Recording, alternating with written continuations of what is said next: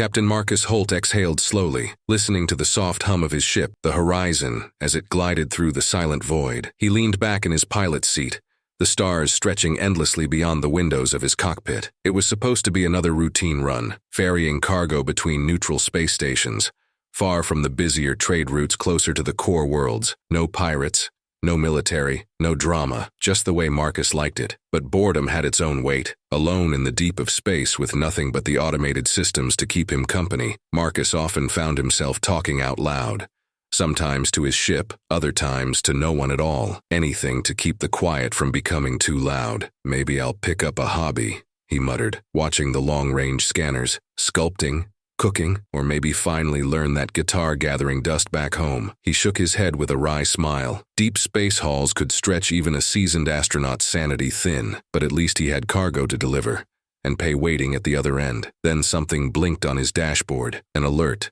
Soft but insistent. Marcus frowned. The scanners had picked up a faint distress signal coming from a nearby sector, far off any major travel routes. He leaned forward, tapping a few commands to get more data. The signal was weak and intermittent, suggesting the source had been drifting for some time. Strange. The smart thing would have been to ignore it. Space was full of debris and abandoned ships sending out automated pings long after their crews were gone. And out here, far from known territory, it could mean trouble. But something tugged at Marcus. Curiosity, maybe, or loneliness. Let's take a look, he said to himself, plotting a course toward the signal. The engines thrummed as the ship adjusted its trajectory, pulling him deeper into the void. Minutes later, the horizon reached the source.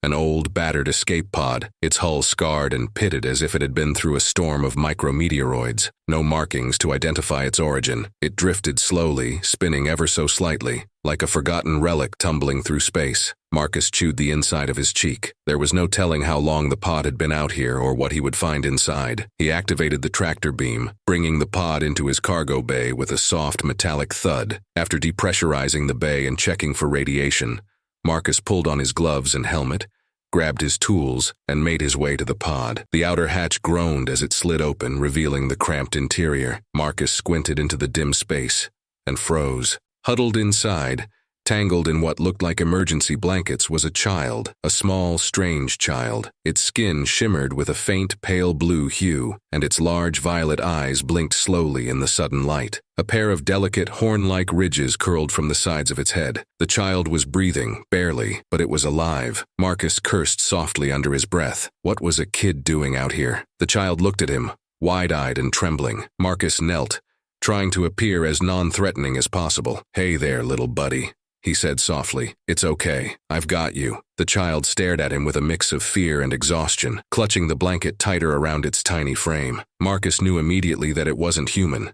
No species he recognized either. But that didn't matter right now. The kid was alive, and it needed help. "All right, let's get you out of here," Marcus said, gently lifting the child into his arms. It weighed almost nothing, light as a feather. The child didn't resist, too weak to fight, and rested its head against Marcus's shoulder. Back aboard the Horizon, Marcus set the kid down on a medical cot and grabbed his first aid kit. He didn't know much about alien biology, but he could tell the child was dehydrated and malnourished. He wrapped it in fresh blankets, offered water from a squeeze bottle, and muttered reassurances the entire time. The child drank a little and gave him the faintest nod of gratitude. "Well, you've been through hell, haven't you?" Marcus whispered, brushing some space dust off the child's face. He checked the translation matrix on his comm system, but the language database failed to identify the child's speech patterns. Whatever species this kid belonged to, it wasn't part of the common interstellar networks. The kid stared at him with unblinking eyes as if studying him. Marcus smiled awkwardly. "Yeah, you and me both, buddy. We're both lost out here, huh?" He rummaged through the ship's storage until he found an old ration bar and mimed eating it, hoping the child would understand. The kid tilted its head, curious, then reached for the bar with a tiny hand. Marcus watched as the kid nibbled cautiously, its expression softening slightly as the food restored a bit of strength. "See? Not so bad," Marcus said with a grin. "We'll get through this. No worries." Over the next few hours, Marcus checked the pod's database and sent out a few encrypted pings to nearby stations, hoping to identify the child's origins. But nothing came back. It was as if the child had fallen through the cracks of the galaxy, abandoned in the deep. The kid, who Marcus had started calling Z, since it sounded like a friendly nickname, followed him around the ship like a quiet shadow, clinging to him whenever Marcus stopped moving. The silence between them was oddly comforting. Even though they couldn't speak to each other, there was something grounding about having another presence aboard the horizon. For the first time in months, Marcus didn't feel quite so alone. Z had a strange way of moving, light, almost weightless, and Marcus noticed the child could manipulate small objects without touching them. He caught Z floating a spoon across the galley table with just a flick of its eyes. Marcus blinked in surprise but decided not to question it. Out here, weird was just another flavor of normal. For the next few days, they developed a quiet routine. Marcus worked on repairs while Z explored the ship, occasionally getting into harmless mischief. They played simple games, tic-tac-toe scratched onto a metal panel, and shared awkward meals. The child would often mimic Marcus's gestures as if trying to understand him better. "Guess it's just you and me, kid," Marcus said one night, ruffling Z's soft hair. "Not a bad team, huh?" But their little bubble of peace didn't last. On the third day, the horizon detected a massive object approaching fast, an alien warship. Marcus's stomach dropped. He knew that signature. It was military grade and it was heading straight for them. The warship loomed into view, dwarfing his tiny cargo ship. Its sleek hull glimmered with symbols Marcus didn't recognize. He didn't have time to react before his comm panel lit up, demanding his attention. The screen flickered, and the face of an alien officer appeared, tall, regal, with features eerily similar to Z's. The officer's expression was cold but respectful. "You have our child," the officer said in heavily accented English. Marcus's heart sank. This was no ordinary rescue. The kid he'd saved wasn't just a lost child. Z was royalty, and Marcus Holt had no idea what he'd just gotten himself into. The comm screen went dark as Marcus processed what the alien officer had said. "You have our child." His gaze flickered to Z, who sat cross-legged on the floor beside him, playing with a loose washer by floating it mid-air. The tiny alien grinned up at him, unaware of the growing tension. Marcus knelt down slowly, placing a hand on Z's shoulder. "So, royalty, huh?" he whispered. Z's violet eyes sparkled in response, though Marcus doubted the kid understood a word. A metallic clang echoed through the cargo bay, sending a chill down Marcus's spine. The warship outside was enormous, easily 100 times the size of the horizon, and it wasn't waiting for an invitation. Its boarding tube connected with a dull thunk, and the sound of a pressurized seal followed shortly after. Marcus stood and braced himself as the airlock hissed open. A group of towering aliens strode in, all wearing sleek armor in shimmering shades of silver and purple. They moved with the precision of soldiers, each one standing taller than any human Marcus had ever seen. At the front of the group stood the officer Marcus had spoken to moments ago. His pale blue skin seemed to glow under the cargo bay's dim lights, and his expression was unreadable, cold, distant, like a statue carved from ice. His gaze locked onto Z with a flicker of recognition, though he gave no outward sign of emotion. "Step away from the air," the officer commanded, his voice low but unmistakably authoritative. Marcus raised his hands in a gesture of peace. "Hey, easy there. No need for the heavy-handed stuff. The kid's fine, just a little scared." Z looked between Marcus and the officer, eyes wide with confusion. When one of the soldiers approached, Z scrambled to Marcus's side, clutching his pant leg with trembling hands. Marcus knelt down instinctively, shielding the child. "Come on, kid," he whispered, gently prying Z's hands loose. "Looks like it's time for you to go home." The alien officer's cold stare softened, just a fraction, when he saw how reluctant Z was to leave. Marcus could sense the strange tension between them, as if Z wasn't just royalty, but something far more precious. Yet there was no room for emotion in this reunion. "You have done us a great service by retrieving the heir," the officer said stiffly. "For that you have our gratitude, but this matter is no longer your concern." Marcus nodded slowly, though part of him didn't feel ready to let go.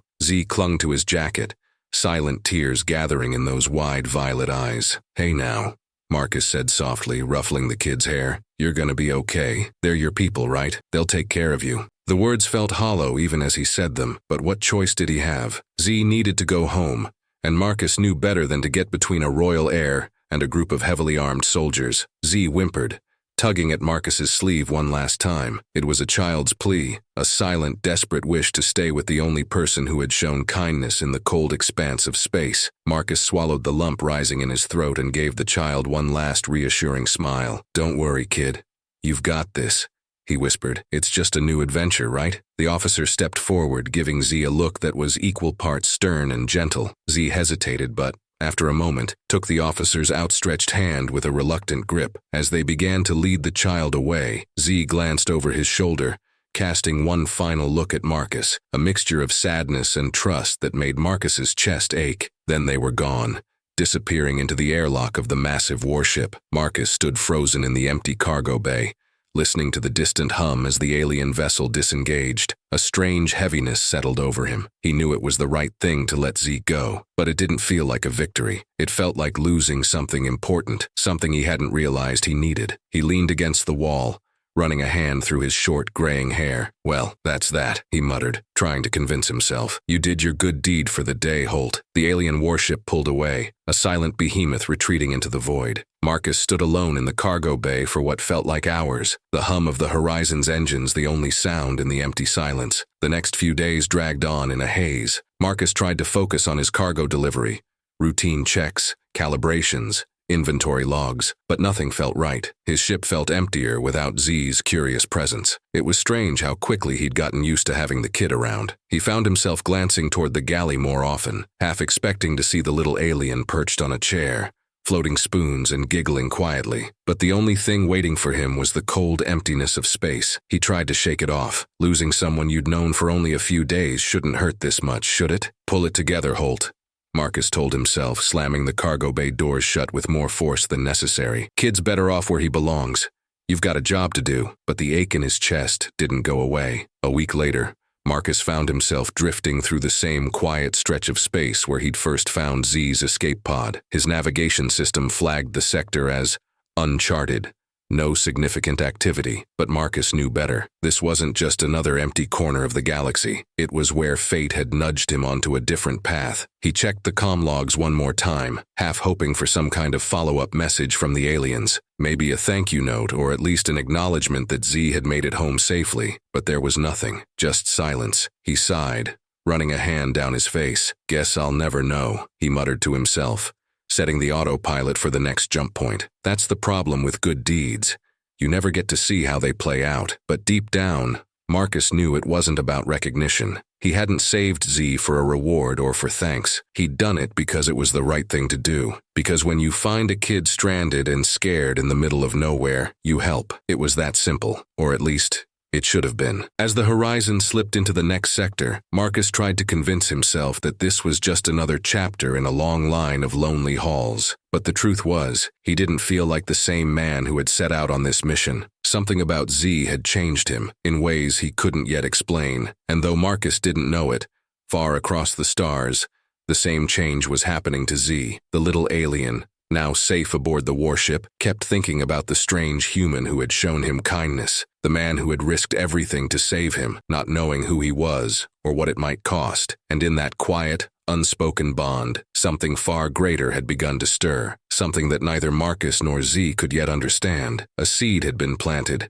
and its roots would soon spread across the galaxy. Years drifted by, but the memory of Z never left Marcus Holt. He kept moving from job to job, hauling cargo across the less glamorous trade routes of the galaxy. The solitude suited him. He preferred the quiet hum of his ship over the messy politics that tangled up the larger sectors. But every now and then, when the silence got too deep, Marcus found himself wondering, what became of that strange little alien? Did Z remember him? He tried not to dwell on it. There was no way to know, and Marcus wasn't the type to chase answers. His job was to survive the emptiness of space, get the cargo where it needed to go, and avoid trouble. Yet, no matter how many light years he put between himself and that moment of rescue, the nagging sense that something bigger was brewing kept gnawing at him. What Marcus didn't know was that far across the stars, his small act of kindness had set a powerful chain of events into motion. The child he had saved wasn't just some royal brat. Z was the heir to one of the most powerful empires in the known galaxy, the Iskari Dominion, and the Dominion was standing on the brink of collapse. On the capital world of Iskari Prime, tensions simmered beneath the surface. Z, now a young teenager, sat quietly on the throne that had once belonged to his ancestors, watching as his advisors bickered around him. The grand hall of the palace, A structure built from gleaming silver and ancient stone felt colder than usual. Though Z's title was official, his influence was limited. Much of the power still belonged to his council of generals and politicians, many of whom saw the young heir as little more than a figurehead. For years, factions within the Ascari government had debated the same question. Should they go to war with the Terran Union? Humans had only begun expanding into deep space a few decades ago, and already they were becoming a threat. They were bold, adaptable, and dangerously unpredictable. The older Ascari viewed humanity as a species to be crushed before it grew too powerful. Z had heard these arguments countless times, but he knew better. His time with Marcus Holt had left a lasting impression. The strange human astronaut hadn't known who Z was. He had no reason to help, no political agenda, and yet he had risked everything to save a child he didn't even understand. That simple kindness haunted Z's every thought. How could the humans be a threat if people like Marcus existed among them? Z's attempts to argue for peace had been met with scorn. Many on the council dismissed his compassion as youthful naivety. The humans are not allies, one general had sneered at a recent meeting. They are scavengers, looking to claim what they have not earned. We cannot wait for them to become stronger. War is inevitable. Z clenched his fists beneath the polished table, struggling to keep his expression neutral. He wanted to shout, to make them understand, but he knew the limits of his influence. If he was going to prevent a war, he would need more than words. His opportunity came sooner than he expected. Late one evening, just as the distant moons of Ascari Prime rose over the capital, Z's personal attendant entered the throne room with a grim expression. "Your Highness," the attendant whispered, bowing slightly. "There is troubling news." Z leaned forward, his heart thudding. "What kind of trouble?" "There is a plot," the attendant said carefully. "From within the military, a faction of officers intends to stage an attack on one of the Terran border stations. They mean to disguise it as a human provocation." Z's blood ran cold. A false flag operation. If the Terrans were blamed for an attack they didn't commit, the Ascari Council would have all the justification they needed to launch a full-scale invasion. Once the first shot was fired, there would be no turning back. War would tear through the galaxy, dragging every world into chaos. The heir stood, his mind racing. He needed to stop the attack, but how? Many in the military were already aligned with the rogue faction. Even the council wouldn't listen to him without hard evidence. He knew only one person who might understand the importance of stopping this madness, someone who had proven, long ago, that they would act with courage and compassion, no matter the cost. Marcus Holt. Z issued a direct order, overriding all communication protocols. Within hours, a secure diplomatic message was transmitted through hidden channels, racing across light years of space toward Marcus's ship. On the other side of the galaxy, Marcus sat in the Horizon's cockpit, sipping cold coffee from a dented thermos. He was halfway through a cargo run to a mining colony when his comm system beeped unexpectedly. Frowning, he tapped the console. A message appeared on the screen. It was encrypted. High priority. Marcus stared at the unfamiliar symbols, trying to make sense of it, and then the translation module kicked in, displaying a name he hadn't seen in years. Z. Marcus blinked, stunned. He hadn't thought about the kid in a long time, not in any real way. But now, out of the blue, Z was reaching out to him. Why? And why did the message sound so urgent? The text scrolled across the screen. "I need your help. Lives depend on it.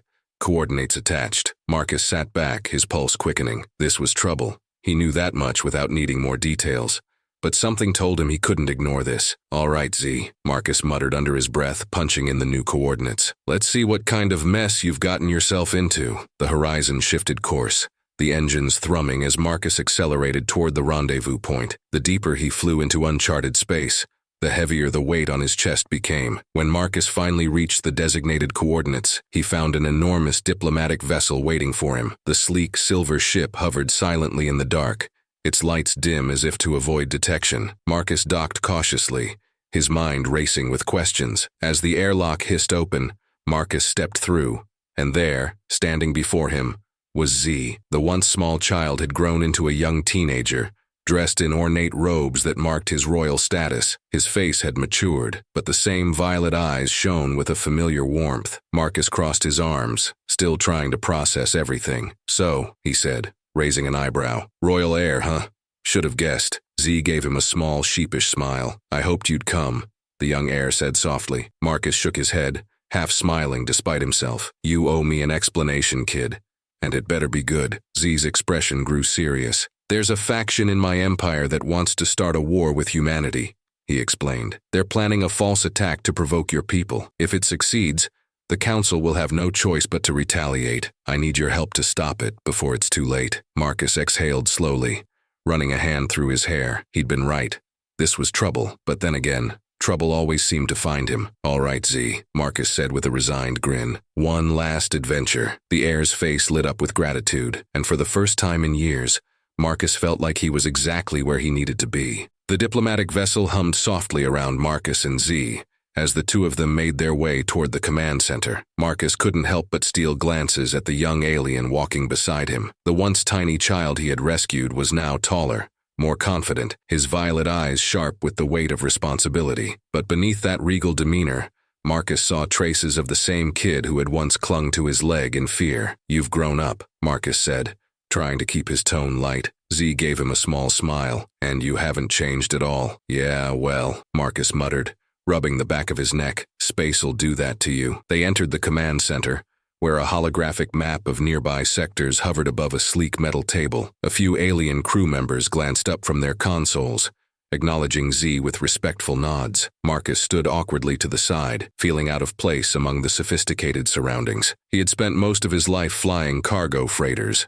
This whole galactic intrigue thing was way out of his league. Z pointed to the hologram. "The faction planning the attack is stationed here, near the outer edge of our territory." A glowing dot on the map pulsed ominously. "They've disguised their ship as a human vessel. When they attack one of your border stations, it will look like an act of aggression from the Terran Union. The Council won't hesitate to retaliate." Marcus frowned, rubbing his jaw as he studied the map. "And you're sure we've got time to stop them?" "Barely," Z admitted, his voice tight with worry. "Their ship is scheduled to launch in less than 12 hours. If we don't act now, there'll be nothing left to prevent a war." Marcus exhaled slowly, feeling the weight of the task settle on his shoulders. "All right," he said. "How do we stop them?" Z tapped the hologram, zooming in on the rogue faction's staging area. "We'll infiltrate their shipyards, disable their launch systems, and destroy the false flag vessel. If we can do that, the attack never happens, and we can present the evidence to the council." Marcus raised an eyebrow. "Infiltrate an enemy shipyard and blow up a vessel. Sounds simple enough." Z gave a rueful smile. "I didn't say it would be easy." Marcus chuckled, despite the tension in the room. "All right, kid. I'm in. What's the plan?" Z outlined the operation quickly but efficiently, showing a level of strategic thinking that impressed Marcus. They would take a small stealth shuttle to the shipyard, sneak aboard the rogue vessel, and plant a disruption device to disable its systems. If all went well, no one would even know they'd been there. "If all goes well," Marcus repeated under his breath. "That's always the part where things go wrong." The two of them boarded the stealth shuttle a short time later, the hum of its cloaking systems wrapping them in an invisible shell as they slipped through the void toward the rogue faction's shipyard. Marcus sat in the pilot's seat, his hands steady on the controls, while Z monitored their approach. The tension between them was unspoken but palpable. "You nervous?" Marcus asked, glancing sideways at Z. "A little," Z admitted, "but I know I have to do this." Marcus nodded, impressed by the young heir's resolve. "For what it's worth," he said, "I think you're doing the right thing." The shipyard loomed ahead, an enormous complex of hangars and docking platforms, dimly lit to avoid detection from passing patrols. Marcus guided the shuttle toward a dark corner of the facility.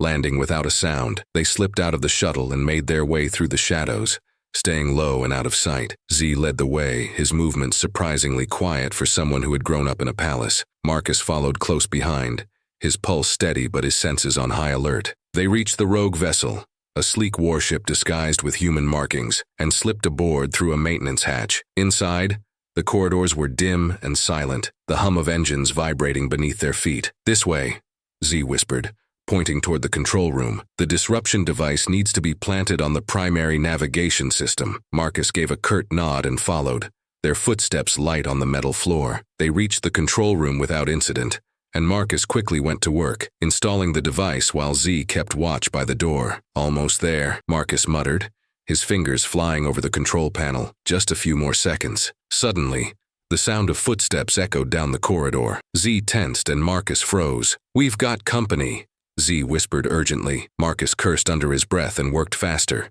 his hands moving with practiced efficiency. The device clicked into place just as a pair of armed guards rounded the corner. "Go!" Marcus hissed, shoving Z toward the exit. They sprinted down the corridor, alarms blaring behind them. The guards shouted orders, and the hum of weapons being armed filled the air. Marcus and Z ran without looking back, their hearts pounding in sync with the blaring alarms. The maintenance hatch was just ahead. Marcus dove through it, Z close on his heels, and they scrambled back into the shuttle. Marcus slammed the hatch shut and fired up the engines. The shuttle roared to life, and they shot away from the shipyard just as the rogue vessel erupted in a burst of sparks, its systems overloaded by the disruption device. Marcus whooped in triumph, adrenaline surging through him. "We did it!" Z grinned, catching his breath. "Not bad for an old cargo pilot." Marcus chuckled, his hands steady on the controls as they sped away from the enemy shipyard. But the mission wasn't over yet. They still had to present their evidence to the council and hope it would be enough to stop the war. They reached the diplomatic vessel without further incident, and Marcus guided the shuttle into the docking bay. As the engines powered down, Marcus turned to Z, his expression serious. "All right, kid," he said. "The hard part's done. Now comes the impossible part, convincing a room full of politicians to listen." Z gave a small, determined smile. "I'll handle the council," he said. "You just stand beside me." Marcus nodded, feeling a strange sense of pride as they stepped out of the shuttle together. "Let's go save the galaxy," Marcus muttered, a grin tugging at the corner of his mouth. Z laughed softly, and for a moment, the weight of the mission lifted. They had survived the crisis. Now all that stood between them and peace was the stubbornness of an ancient empire, and Marcus had never been one to back down from a fight. The Grand Council chamber on Iskari Prime felt like stepping into the heart of a storm. Marcus stood beside Z,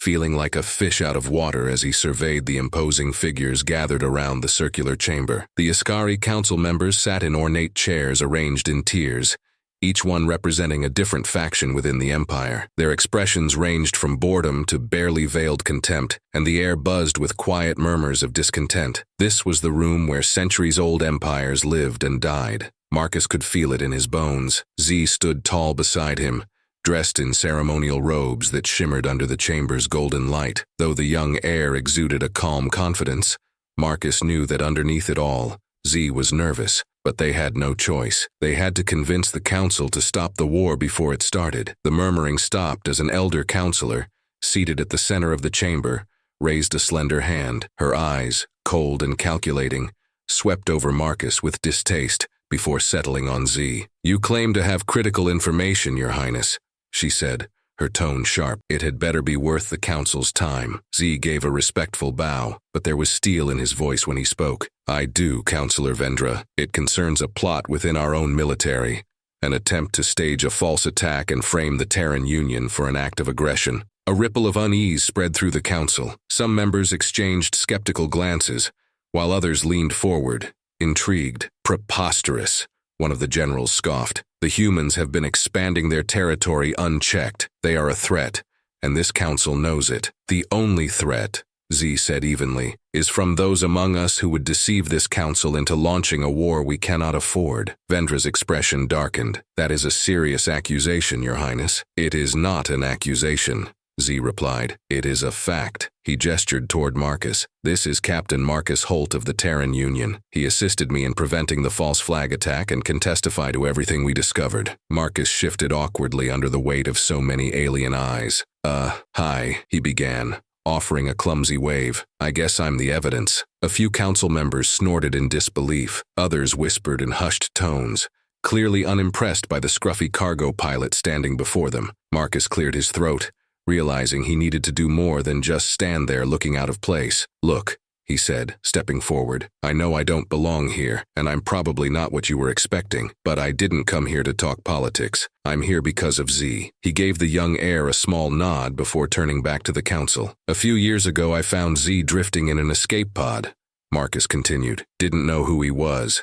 Didn't know he was royalty. I just saw a kid who needed help, so I helped him." He let the words hang in the air for a moment, then added, "That's what humans do. When we see someone in trouble, we try to help, even if it's dangerous, even if there's nothing in it for us." The room fell silent. Marcus could feel the weight of their judgment, but he pressed on. "I'm not here to beg or argue about who's right or wrong. I'm just here to tell you the truth. Someone in your ranks was willing to start a war over a lie. Z stopped them, and now we're standing here, asking you to do the right thing." A tense silence followed. The council members whispered among themselves, and Marcus could sense the battle lines being drawn. Some of them were clearly in favor of war, unwilling to back down from their distrust of humanity, but others seemed to waver, swayed by Z's bravery and Marcus's straightforward honesty. Counselor Vendra raised a hand to quiet the room. Her sharp gaze flicked between Z and Marcus. "Even if what you say is true," she said slowly, "the fact remains that the Terran Union poses a threat to the stability of our empire. How do we know they will not betray us in the future?" Marcus exhaled through his nose, choosing his next words carefully. "You don't,"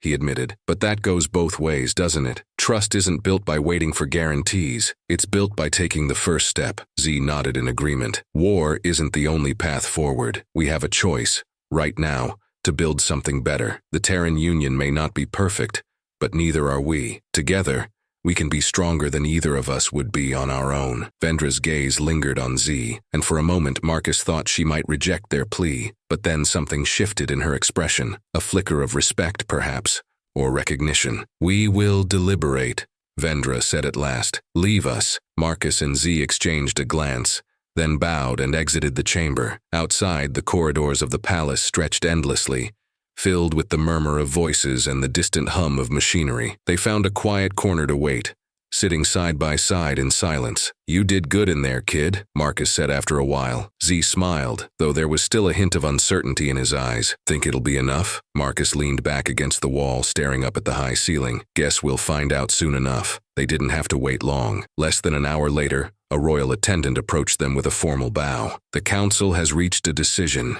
he said. Marcus's heart pounded as they followed the attendant back into the chamber. The council members sat in grim silence, their faces unreadable. Vendra stood slowly, her gaze fixed on Z. "The council has voted," she announced. "The Ascari Empire will not go to war." Relief flooded Marcus's chest, and he saw Z visibly relax beside him. Vendra continued, her tone softening. "Instead, we will open negotiations with the Terran Union to explore the possibility of an alliance." She gave Z a small, approving nod. "Well done, Your Highness. Your actions today may very well shape the future of our empire." Z bowed respectfully. "Thank you, Counselor Vendra." The council dismissed them, and Marcus and Z walked out of the chamber side by side. For the first time in years, Marcus felt a strange lightness, like a burden he hadn't even realized he was carrying had finally been lifted. As they stepped outside the palace, the twin suns of Ascari Prime bathed the city in warm golden light. Marcus leaned against a railing,